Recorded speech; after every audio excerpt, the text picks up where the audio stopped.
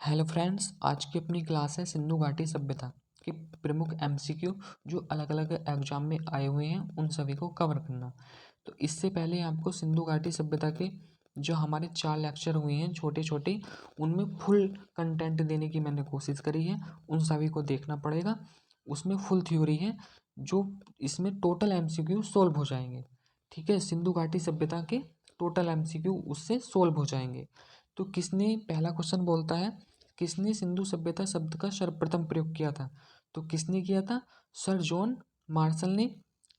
Sir John martial ने, मार्टिमन wheeler ने, Ernest मेके ने, एम.एस. वत्स ने। तो किसने किया था? सर जॉन मार्शल ने किया था। किसने किया था? सर जॉन मार्शल ने सर्वप्रथम सिंधु सभ्यता शब्द का प्रयोग किया था।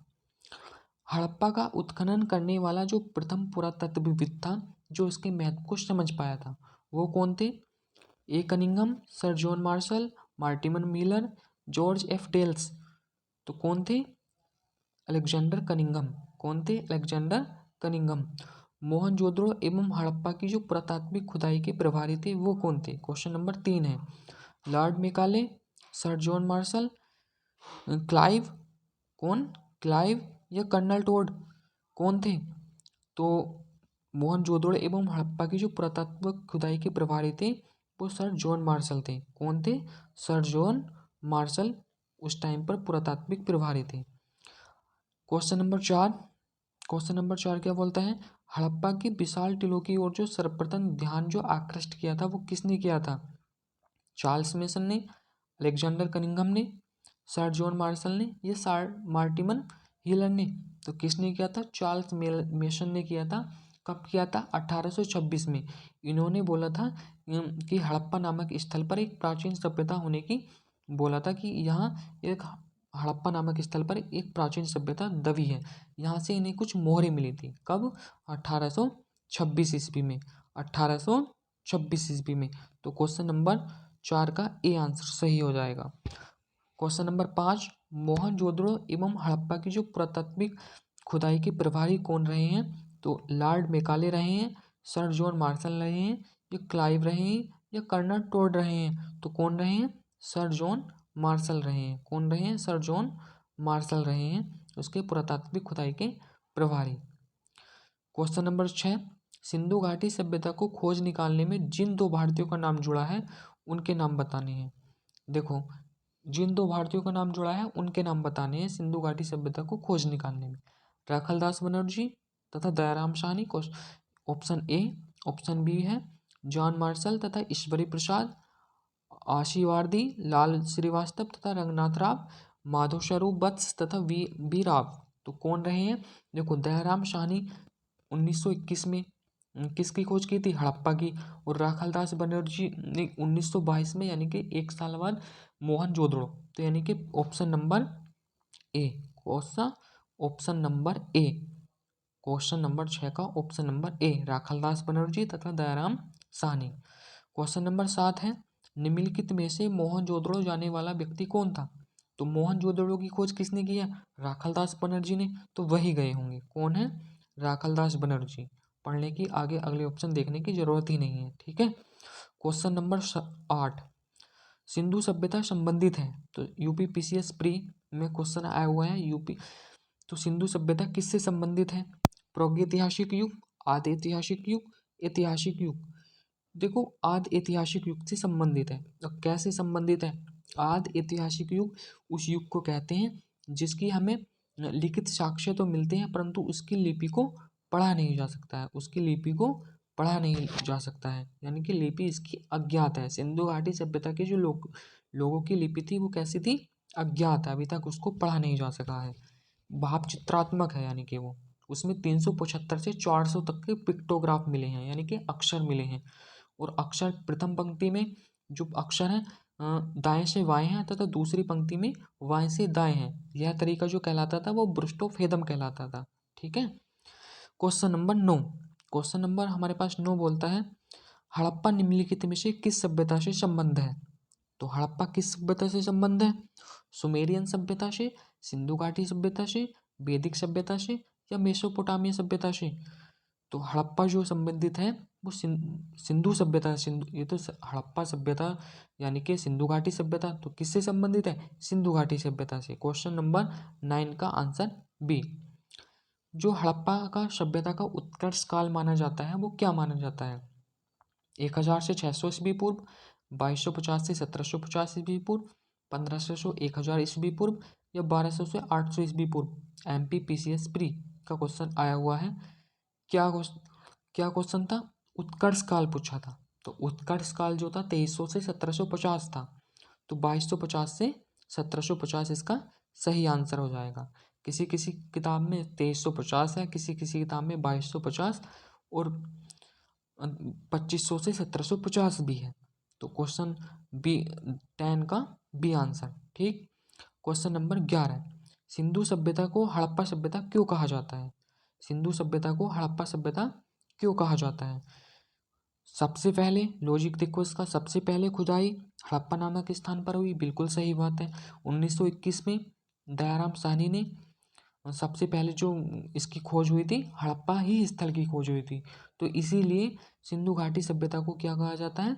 हड़प्पा सभ्यता भी कहा जाता है। सिंधन सभ्यता क्यों कहा जाता है? क्योंकि सिंधु घाटी सभ्यता के लोगों ने सबसे पहले कपास की खेती प्रारंभ करना शुरू किया था, इसलिए सिंधु घाटी सभ्यता के लोगों को क्या कहा जाता था? सिंधु घाटी सभ्यता को सिंधन सभ्यता भी कहा जाता है। ठीक। श्रेय दिया जाता है सिंधु घाटी सभ्यता के लोगों को विश्व में सर्वप्रथम कपास की खेती उगाने का। ठीक है, यानी कि भारत को श्रेय है। क्वेश्चन नंबर 12, सिंधु सभ्यता का जो तिथि क्रम है वो किससे निर्धारित किया गया है? किससे निर्धारित किया गया है? सुमेरियन सभ्यता के अवशेषों के आधार पर किया गया है। ऑप्शन बी, मेसोपोटामिया के अवशेषों के सापेक्ष कालक्रम से किया गया है, या मिस्र के अभिलेखों के तिथि क्रम से किया गया है, या सेंदप सभ्यता के अवशेषों के आधार पर किया गया है। देखो, जब तिथि क्रम किसी का निर्धारित करना है तो उसके जो अवशेष मिलेंगे किसके मिल रहे थे? मेसोपोटामिया के अवशेषों के सापेक्ष कालक्रम से निर्धारित किया गया है। क्वेश्चन नंबर 12 का answer number B. Question number 12 का बी आंसर हो जाएगा, मेसोपोटामिया के अवशेषों के सापेक्ष कालक्रम से। थ्योरी में क्वेश्चन कराया हुआ है मैंने ये। फिर है 30 नंबर, सिंधु सभ्यता में निम्न में से कौन सी चीजें पाई गई हैं? तो कौन सी चीजें पाई गई हैं?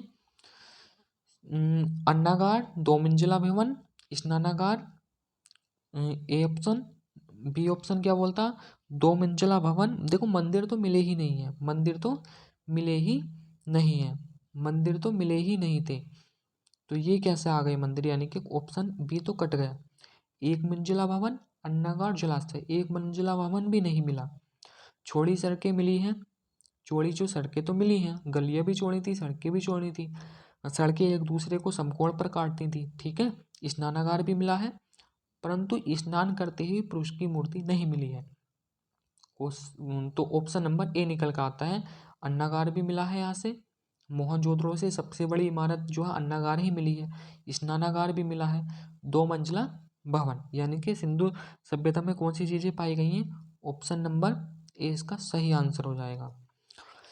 क्वेश्चन नंबर 14, सेंदप सभ्यता के पतन के कारणों में सबसे महत्वपूर्ण कारण कौन सा माना जाता है? तो कारण तो बहुत से माने जाते हैं, बाढ़ भी माना जाता है, बाढ़, आर्यों का आक्रमण भी माना जाता है, विदेशी व्यापार में ह्रास भी माना जाता, नदियों के प्रवाह में परिवर्तन भी माना जाता, भूकंप भी माना जाता।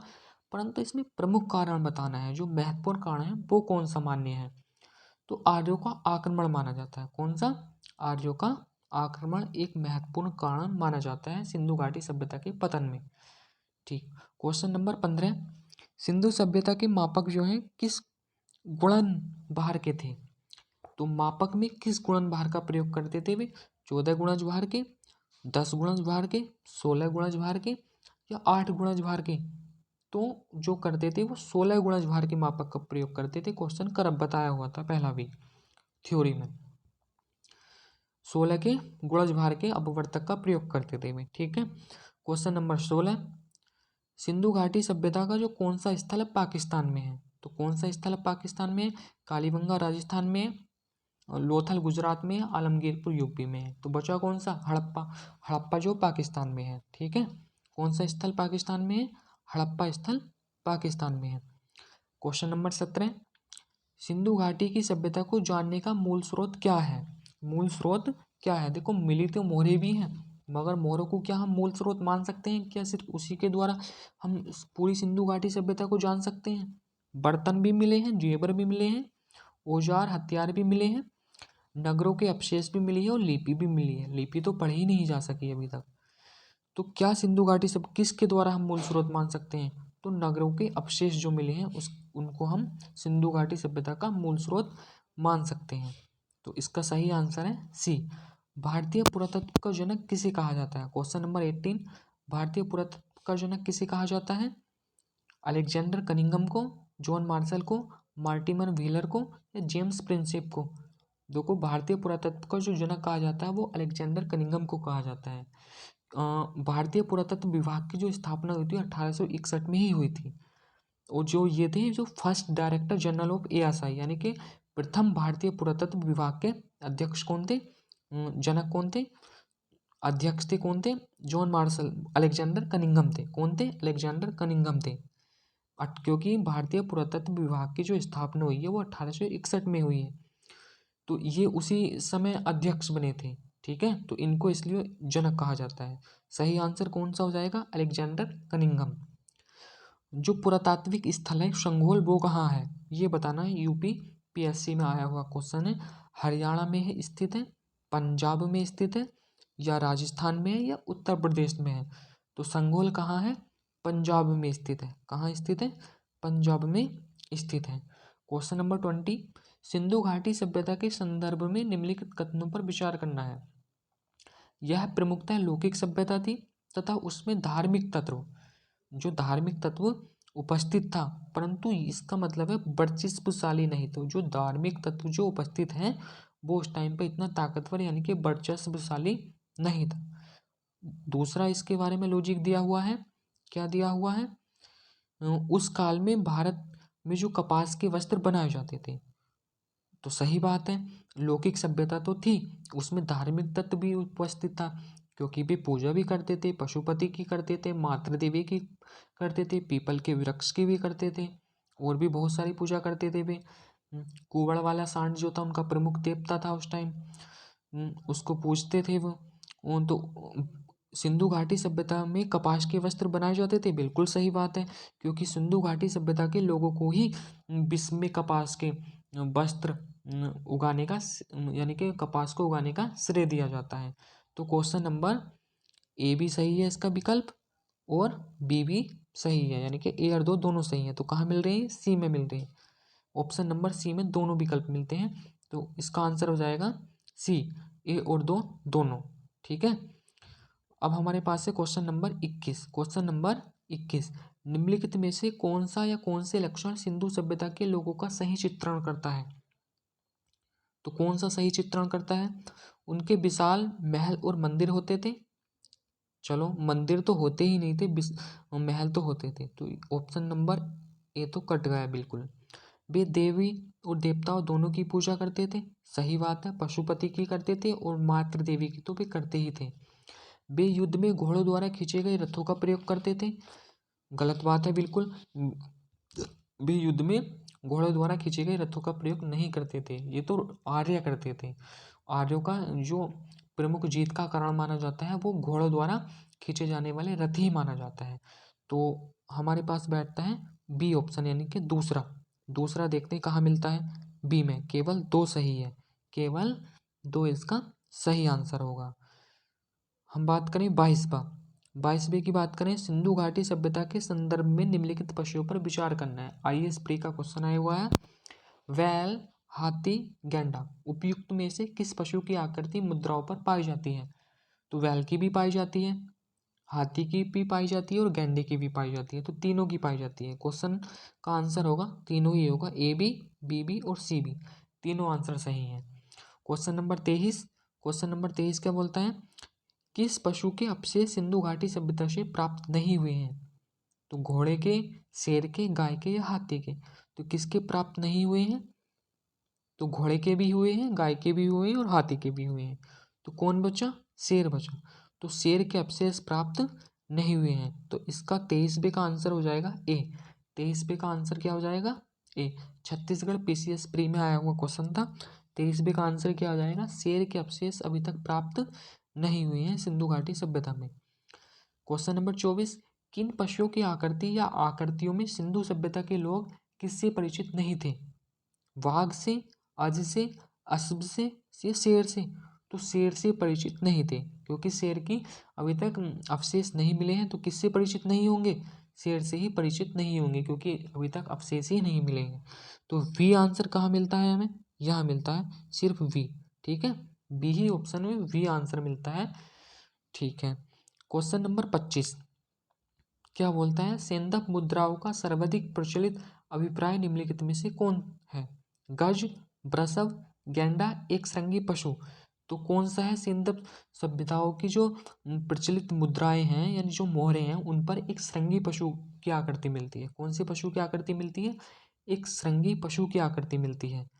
कौन से पशु की? एक श्रृंगी पशु की। क्वेश्चन नंबर 26, सिंधु सभ्यता का जो व्यापार था वो किसके साथ होता था? सिंधु सभ्यता का व्यापार है वो किसके साथ होता था?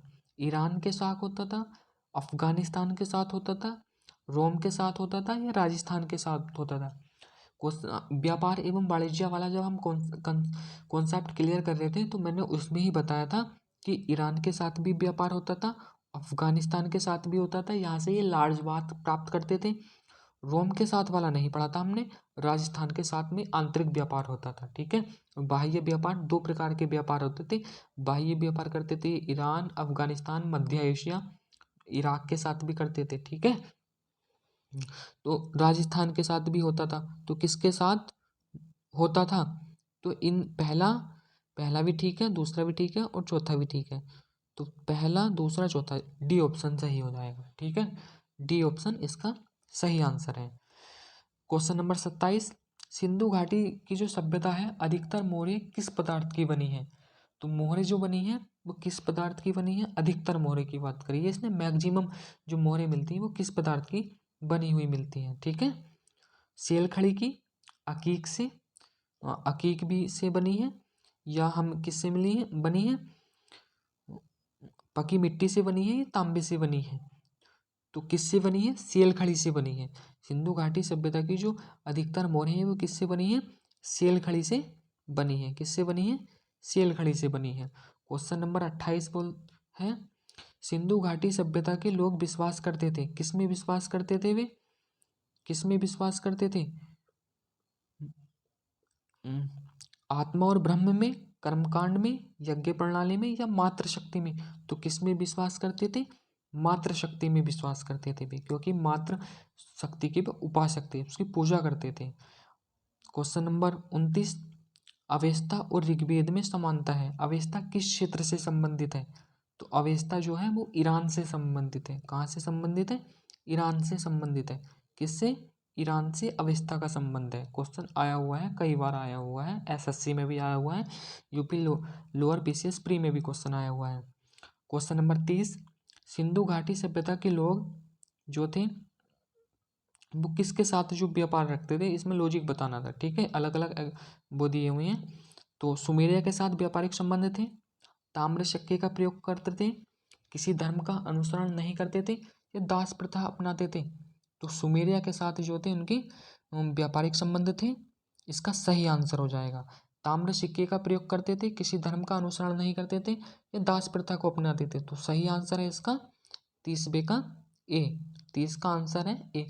सुमेरिया के साथ इनका अच्छा व्यापार संबंध था। ठीक है, क्वेश्चन नंबर 31, क्वेश्चन नंबर 31 बोलता है अपने पास, सेंधव सभ्यता की जो महान स्नानागार कहाँ से मिला है, यानी कि विशाल स्नानागार कहाँ से मिला है? मैंने कराया हुआ है क्वेश्चन ये भी थ्योरी में। तो मोहनजोदड़ो से मिला है, हड़प्पा से मिला है, लोथल से मिला है, या कालीबंगा से मिला है? तो कहाँ से मिला है? मोहनजोदड़ो से मिला है विशाल स्नानागार। और जो सबसे बड़ी जो इमारत है वो कौन सी है? अन्नागार है। वो कहाँ से मिली है? वो भी मोहनजोदड़ो से मिली है। सही आंसर कौन सा हो जाएगा? Mohenjodaro. UP PCS pre, RAS RTS दोनों में क्वेश्चन आया हुआ है प्री में, तो मोहनजोदड़ो इसका सही आंसर है। मोहनजोदड़ो की जो सबसे बड़ी इमारत थी वो कौन सी थी? तो कौन सी थी अभी बताया है, बृहद स्नानागार यानी कि जो विशाल स्नानागार मिला है वो, या अन्नागार जो मिला था वो, या 2 मंजिला भवन भी मिला था या गढ़ी थी। तो सबसे बड़ी इमारत कौन सी थी? अन्नागार थी। सबसे बड़ी इमारत कौन सी है? अन्नागार है। सबसे बड़ी इमारत है। क्वेश्चन नंबर 32 का वी आंसर अन्नागार।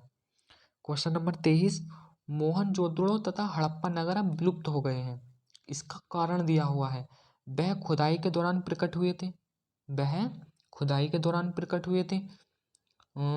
इसका जो कारण दिया हुआ है, जो विलुप्त हो गए हैं, विलुप्त जो हुए हैं, इसका कारण भी दिया हुआ है। वह खुदाई के दौरान प्रकट हुए थे।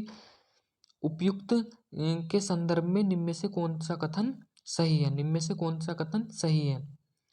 ए, ऑप्शन नंबर ए दिया है। ए और आर दोनों सही हैं और आर ए का सही स्पष्टीकरण ए का है। आर सही स्पष्टीकरण ए का है। फिर दिया हुआ है हमें वी, ए और आर दोनों सही हैं किंतु आर सही स्पष्टीकरण नहीं है ए का। सी दिया हुआ ए सही है किंतु आर गलत है। ए सही है किंतु आर गलत है। डी दिया हुआ है ए गलत है किंतु आर सही है। तो इसका जो सही आंसर है वो है बी। कौन सा है? बी है। जो ए और आर दोनों सही हैं। वास्तव में सिंधु घाटी सभ्यता के जो स्थल हैं वो उसी टाइम पे उजागर हुए थे। क्या दिया हुआ था क्वेश्चन? ये क्वेश्चन दिया हुआ था मोहनजोदड़ो तथा हड़प्पा जो नगर हैं, यानी कि सिंधु घाटी सभ्यता के जो 2 नगर हैं वो अब विलुप्त हो गए हैं। वह खुदाई के दौरान प्रकट हुए थे। तो बात तो दोनों ही सही है। बात दोनों सही है। ए और आर दोनों सही है किंतु आर सही स्पष्टीकरण नहीं है ए का। ठीक है। तो इसका आंसर कौन सा है? वी आंसर है। इसका आंसर कौन सा है? बी आंसर है।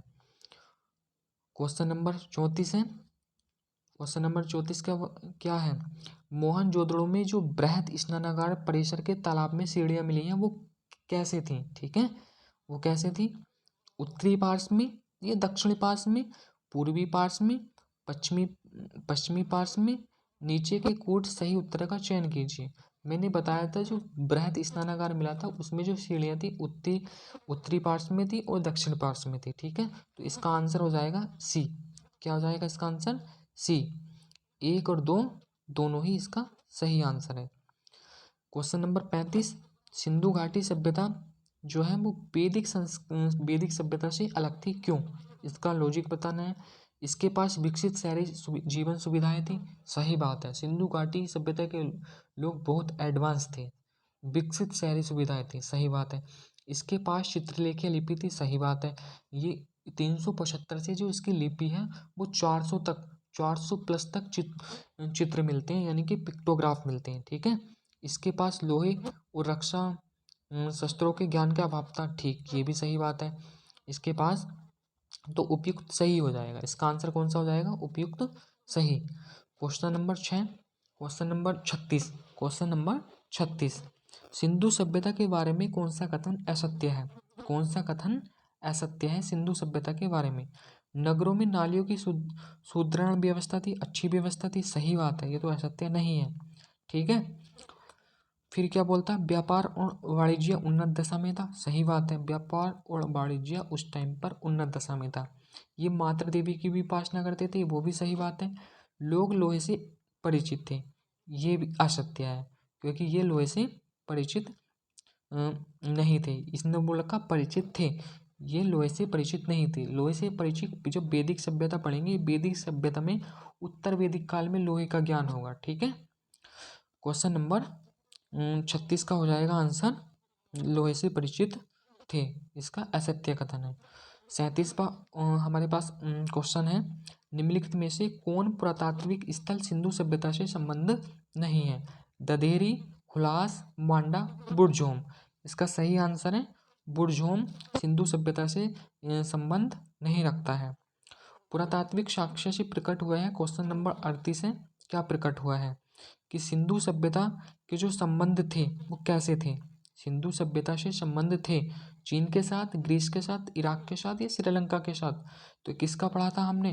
वो जो बाह्य संबंध जब हम पढ़ लेते हैं, आंतरिक और बाह्य संबंध हमने पढ़ा था ईरान, इराक, अफगानिस्तान, ठीक है, मध्य एशिया, इनके साथ इसके अच्छे संबंध थे। ठीक है, मेसोपोटामिया के साथ। ठीक है। क्वेश्चन नंबर 39, सिंधु घाटी की सभ्यता की जो अधिकतर मोहरें किस पदार्थ की बनी थी? तो सेलखड़ी की बनी थी। किस पदार्थ की बनी थी? सेलखड़ी की बनी थी। सिंधु सभ्यता घाटी की जो सभ्यता है जानी जाती है, वो किस लिए जानी जाती है ये बताना है। अपने नगर नियोजन के लिए, मोहनजोदड़ो और हड़प्पा के लिए, अपने कृषि संबंधी कार्यों के लिए, तो सबके लिए जानी जाती है। अपने नगर नियोजन के लिए तो जानी जाती है, मोहनजोदड़ो और हड़प्पा के लिए भी जानी जाती है, अपने कृषि संबंधी कार्य के लिए भी जानी जाती है। इसका सही आंसर हो जाएगा डी। सही आंसर हो जाएगा इसका डी। किसके लिए? सभी के लिए, उपयुक्त सभी के लिए, उपयुक्त सभी के लिए। क्वेश्चन नंबर 41, निम्नलिखित में से कौन सा सिंधु घाटी की सभ्यता से संबंध स्थल नहीं है? यानी कि सिंधु घाटी सभ्यता से कौन सा स्थल संबंध नहीं रखता है? कालीबंगन, ठीक है, रोपण पंजाब, लोथल गुजरात। तो कौन सा स्थल नहीं लगता? पाटलिपुत्र नहीं लगता, क्योंकि कालीबंगन कहाँ है? राजस्थान में है। तो पाटलिपुत्र जो सिंधु घाटी सभ्यता से संबंधित स्थल नहीं है। कौन सा स्थल नहीं है? पाटलिपुत्र स्थल सिंधु घाटी सभ्यता से संबंधित नहीं है। क्वेश्चन नंबर 42, निम्न में से किस पशु की आकृति जो मोहर पर मिली है जिससे ज्ञात होता है कि सिंधु घाटी सभ्यता एवं जो मेसोपोटामिया की जो सभ्यता थी उसके बीच व्यापारिक संबंध थे? देखो, मेसोपोटामिया के जो लोग थे वो सिंधु घाटी सभ्यता, यहाँ से जो अभिलेख मिले हैं, मेसोपोटामिया से जो अभिलेख मिले हैं उससे ज्ञात क्या होता है कि सिंधु घाटी सभ्यता को क्या बोलते थे? मेलुहा की सभ्यता बोलते थे। क्या बोलते थे ये? मेलुहा की सभ्यता बोलते थे। तो क्या बोला था? आकृति जो मोहर पर मिली है जो मेसोपोटामिया एवं सिंधु घाटी सभ्यता के बीच व्यापारिक संबंध दर्शाती है, तो वो किसकी मिली है? वो मिली है बैल की। किसकी मिली है? वो बैल की एक आकृति मिली है। उससे पता चलता है कि सिंधु घाटी सभ्यता का मेसोपोटामिया के साथ व्यापारिक संबंध था। क्वेश्चन नंबर 43, निम्नलिखित में से किस पशु का अंकन हड़प्पा संस्कृति की मोहरों पर नहीं मिलता है? तो बैल का, हाथी का, घोड़े का, भेड़ का। तो किसका नहीं मिलता है वो बताना है। इसका ये बहुत ही इंपॉर्टेंट क्वेश्चन है, कई बार एग्जाम में आया हुआ है, एसएससी वगैरह में घुमा के पूछ लेता है। तो किसका मोहरों पर अंकन नहीं मिलता है? तो बैल का, हाथी का, भेड़ का या घोड़े का। तो किसका नहीं मिलता है? तो घोड़े का अंकन नहीं मिलता है। इंपॉर्टेंट है बहुत ही। किसका अंकन नहीं मिलता है? घोड़े का अंकन नहीं मिलता है। 44वां क्वेश्चन, मोहनजोदड़ो में जो विशाल स्नानागार मिला था उसमें जो सीढ़ियाँ थी वो कैसे थी? उत्तर पार्श्व में और दक्षिण पार्श्व में। ये क्वेश्चन कराया हुआ है अभी, ठीक है। सीढ़ियाँ कौन सी थी? सी हो जाएगा इसका सी, यानी कि पहला और दूसरा दोनों ही आंसर सही है। दोनों ही इसके आंसर सही हैं। क्वेश्चन नंबर 45, सिंधु घाटी सभ्यता की जो विकसित अवस्था में निम्नलिखित में से किस स्थल से घरों में कुएं के अवशेष मिले हैं? तो कहाँ से घरों में कुएं के अवशेष मिले हैं? थ्योरी में बताया था ये जब हम पढ़ रहे थे। कहाँ से मिले हैं? हड़प्पा से मिले हैं, कालीबंगा से मिले हैं, लोथल से मिले हैं या मोहनजोदड़ो से मिले हैं? तो इसका सही आंसर बताया था मोहनजोदड़ो से अपने अपने घरों में कुएं के अवशेष भी मिले थे। कहाँ से मिले थे? मोहनजोदड़ो से मिले थे। सही बात है। क्वेश्चन नंबर 43, मोहनजोदड़ो के विषय में निम्नलिखित में से कौन सा कथन सही है? यह सही बताना था इसके बारे में। जो ABCD ऑप्शन दिए हुए हैं, गृह निर्माण तराशे एवं उपयुक्त यानी कि पॉलिशदार पत्थरों से होता था। फिर बात है कुल्हाड़ियाँ, छेनी, छुरियाँ एवं जो मछलियाँ पकड़ने के कांटे, यह सब लोहे के बने होते थे। स्नानागार का फर्श पकी, देखो यहाँ से मोहनजोदड़ो से हमें इस विशाल स्नानागार मिला है। क्या मिला है? विशाल स्नानागार मिला है और वो उसका जो फर्श था वो पकी हुई ईंटों से बना था। क्या है? फर्श पकी ईंटों से बना था। तो इसका सही आंसर हो जाएगा कौन सा हो जाएगा? सी आंसर हो जाएगा। सही आंसर हो जाएगा सी आंसर सही इसका हो जाएगा। क्वेश्चन नंबर 47, मोहनजोदड़ो की जो प्रसिद्ध पशुपति मोहर की जो देवता की मिली है, पशुपति किसको बोलते थे? आधा भाग बोलते थे बाघ का और आधा भाग बोलते थे मानव का, ठीक है। उसको बोलते थे पशुपति मोहर की जो आकृति मिली है उस पर किन किन पशुओं की आकृति है, यानी कि मोहर पर किन किन पशुओं की आकृति है। तो भैंसा, गैंडा, भेड़, चीता। चीता, सर्प, सर्प की तो मिली नहीं है क्योंकि 5 चीज़ों की बताई थी, इसमें सर्प नहीं था। पहले जने दूसरे लेक्चर में थी ये टॉपिक। सिंधु घाटी सभ्यता के जो पशुपति की प्रसिद्ध मोहर मिली है उस पर आकृति बतानी है।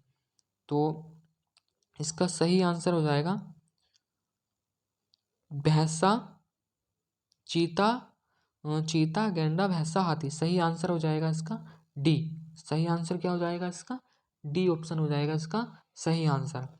क्योंकि हमें हाथी की भी मिली है, हाथी की भी मिली है, तो चीता की मिली है, गैंडे की, भैंसे की और हाथी की, इनकी चारों की आकृति मिली है। ठीक है, क्वेश्चन नंबर 47 का आंसर हो जाएगा डी।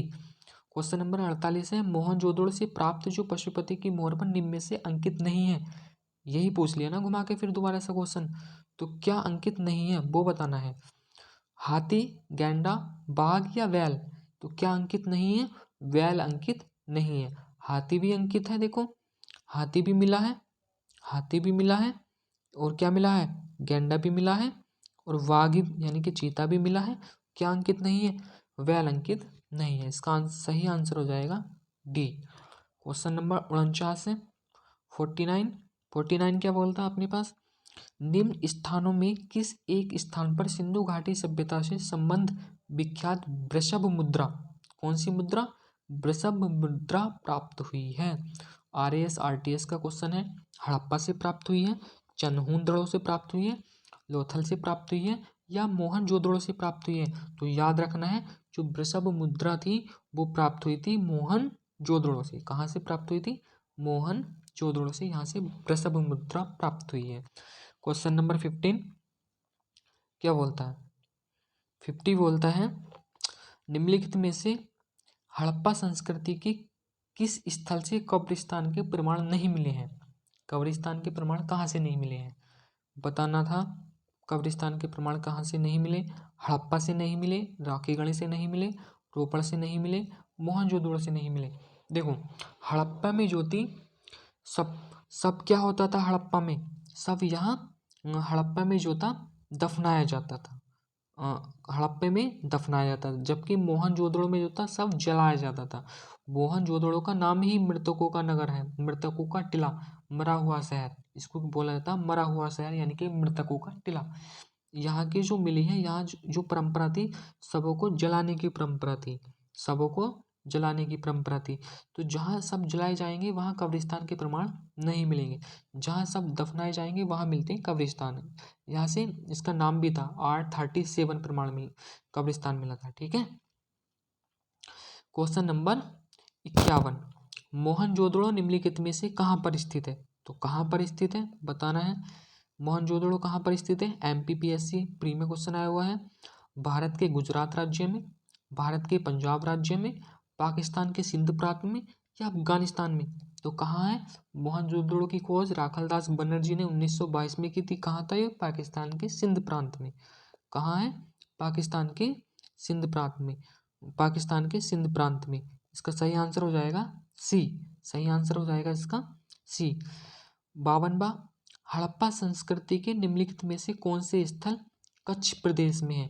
कच्छ प्रदेश यानी कि गुजरात के कच्छ में स्थित है। गुजरात के कच्छ में स्थित क्या है? देसलपुर, धोलावीरा, लोथल, रोजदी। नीचे के कूट के सही उत्तर का चयन करना है, सही उत्तर का चयन करना है। तो देसल और गुजरात के कच्छ में पूछा है, इसमें इंपॉर्टेंट बात क्या है? कच्छ में पूछा है, कच्छ में। तो कच्छ में क्या है? देसलपुर भी है और धोलावीरा भी है। तो इसमें कहाँ मिलता है? ए में मिलता है, ऑप्शन नंबर ए में मिलता है।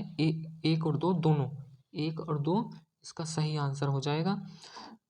क्वेश्चन नंबर अगला नेक्स्ट आएगा 53, कांसे की जो नर्तकों की जो मूर्ति मिली है वो कहाँ से मिली है? मोहनजोदड़ो से मिली है, हड़प्पा से मिली है, चान्होदड़ो से मिली है, या कालीबंगा से मिली है? तो कहाँ से मिली है? मोहनजोदड़ो से मिली है। ये भी क्वेश्चन बताया हुआ है, मोहनजोदड़ो से क्या मिली है? कांसे की एक नर्तकी की मूर्ति मिली है।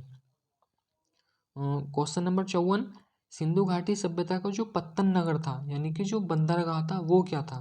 तो बंदरगाह तो सब जानते हैं क्या था, लोथल था। लोथल था, क्या था उस टाइम पर? प्रसिद्ध बंदरगाह था। क्वेश्चन नंबर 55 आएगा, निम्नलिखित में से कौन सा एक हड़प्पा का बंदरगाह है? तो हड़प्पा का बंदरगाह कौन है? लोथल है।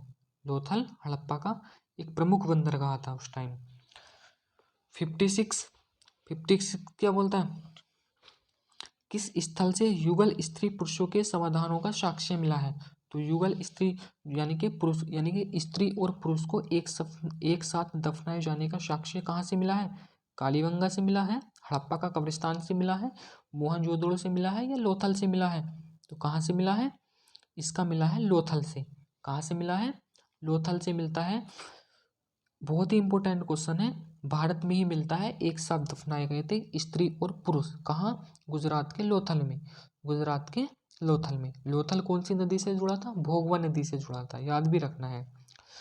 सिंधु घाटी सभ्यता का कौन सा स्थान भारत में स्थित है? कौन सा स्थान भारत में स्थित है? लोथल। कहाँ है स्थित है?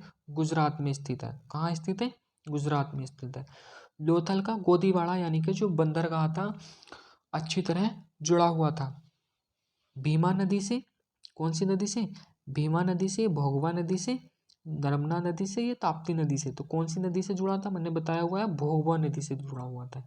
कौन सी नदी थी? भोगवा नदी। क्वेश्चन नंबर 59, युग्म समाधान का साक्ष्य जो मिला है, युग्म समाधान का जो साक्ष्य मिला है वो कहाँ से मिला है? यानी कि स्त्री और पुरुष को एक साथ दफनाए जाने का साक्ष्य कहाँ से मिला है? मोहनजोदड़ो, हड़प्पा, लोथल या रंगपुर से? तो लोथल से मिला है। लोथल से क्या मिलता है? एक साथ स्त्री और पुरुष को दफनाए जाने का साक्ष्य मिलता है। लोथल कहाँ है? गुजरात में। लोथल कहाँ है? गुजरात में। भारत के गुजरात में स्थित है। किस हड़प्पा स्थल से चावल का साक्ष्य प्राप्त हुआ है? तो चावल का साक्ष्य कहाँ से मिला है? चन्हुंदड़ो, लोथल, मोहनजोदड़ो या मुंडीगाक? तो इसका जो सही आंसर है वो हो जाएगा लोथल। लोथल यानी कि गुजरात। गुजरात से हमें चावल का साक्ष्य भी मिलता है। गुजरात से क्या मिलता है? चावल का साक्ष्य मिलता है। क्वेश्चन नंबर 62, निम्नलिखित में से कौन सी नदी जिसे लोथल का गोदी क्षेत्र, क्या? लोथल का गोदी क्षेत्र एक नहर के द्वारा जुड़ा हुआ है। यूपी पीसीएस प्री में क्वेश्चन आया हुआ था, धारावी, भोगवा, चित्रा या चक्रा? तो सही आंसर हो जाएगा इसका भोगवा, क्योंकि लोथल कहाँ से जुड़ा था? भोगवा नदी से। ये question SSC railway, SSC CGL, LDC कई एग्जाम में आए हुए क्वेश्चन है, और यूपी पीसीएस या आईएएस में तो आए ही क्वेश्चन है, मैंने लिख दिया है इन पे। मणपट्टिका पर जो उत्कीर्ण सिंहयुक्त देवता की जो मूर्ति मिली है वो कहाँ से मिली है? बनावली से मिली है या कालीबंगा से मिली है, लोथल से मिली है या सुरकोटदा से मिली है? तो सही आंसर हो जाएगा इसका सी, लोथल से मिली है। एक मृणपट्टिका पर उत्कीर्ण सिंहयुक्त देवता की मूर्ति मिलती है। किस प्रकार के देवता हैं ये? सिंहयुक्त देवता है। ठीक है। क्वेश्चन नंबर 64, हड़प्पा संस्कृति के निम्न स्थलों में से चावल के प्रमाण कहाँ मिले हैं? तो चावल के प्रमाण पीछे भी मिला था हमें, कहाँ से मिला था? लोथल से मिला था। लोथल कहाँ है? गुजरात के कच्छ में स्थित है। हाथी दांत का पैमाना, जो हाथी दांत का जो पैमाना है वो कहाँ से मिला है? हाथी दांत का पैमाना कहाँ से मिला है? कालीबंगा में, लोथल में, धौलावीरा में, बनावली में? तो कहाँ से मिला है? लोथल में ही मिला है ये भी। हाथी दांत का पैमाना कहाँ मिलता है? लोथल में मिलता है। तो मिलते हैं एक अगली नेक्स्ट वीडियो में, जिसमें हम कवर करेंगे अलग अलग एग्जाम में आए हुए जितने भी क्वेश्चन बचे हुए हैं उन सभी को। तो चैनल को सब्सक्राइब करें, लाइक करें एंड शेयर करें।